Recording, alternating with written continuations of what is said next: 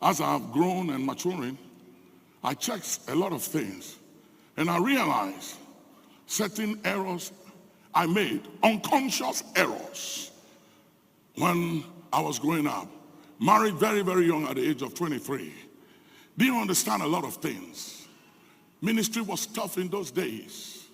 So my life was always on the road. I was always gone.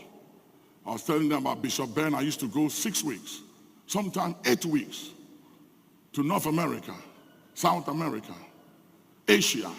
Travel for days to be able to make ends meet, to provide and take care of the family, because the church couldn't take care of me.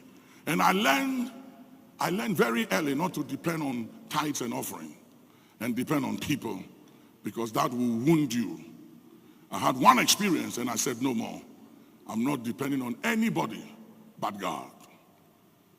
And I realized when I look back and I look at the lives of my kids, I realize that there is a vacuum that has been created that is going to take a lot of grace and wisdom to bridge that gap. And this was what created a vacuum. I was never there. I provided. I paid their school fees. I made sure they had everything they needed, but I was never there. And I'll go. And even when I come, most times I'm tired, so I have to sleep. And by the time I'm up in the morning, they've left for school. Because I wake up and pray at midnight and go back to sleep. So by the time I'm up, they've left for school. By the time they come back, I'm in the office. When I come back from the office, they are asleep. When they wake up, I'm asleep. And it went on for many years. And I realized just recently by revelation that I was an absentee father. That even though I loved them and I cared for them, I lacked understanding of many things. That is not just provision and providing, but you need to have that emotional connection. And it wasn't there.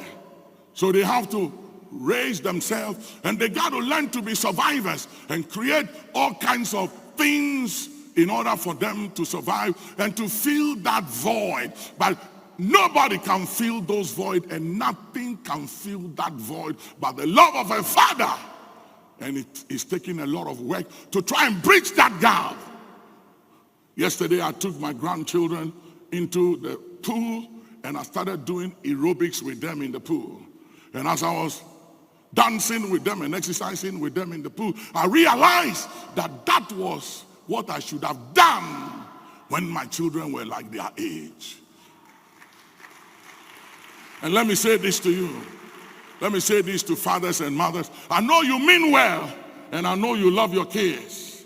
And I know you got to provide ends meet. And you got to go out there and work and fight, because life is tough, and life is not fair, and life does not give you what you desire or expect by what you fight for. But in the mix of fighting for everything to provide for them, make a little time every now and then to bond with them, because you're going to need it. Because if you don't bond with them now, there'll come a time and there'll be such a vacuum between you and them that's going to take a lot to fill it. One of my sons, he don't call me dad. I've done everything to say, listen, I'm not saying, call me dad. And he keeps unconsciously calls me sir, because he never saw me as a dad as he was growing up. He saw me as sir. He saw me as this anointed, gifted, powerful man of God, but not a dad, because I was never around to play with him, to do things with him, so he can see me as a dad and a friend. And I'm trying to make it up, to work at it, to bridge the gap. And it takes everything you can think of. It takes every grace. It takes every humility. It takes all your humanity. Madula kasa, wasalahatu kifalu salas.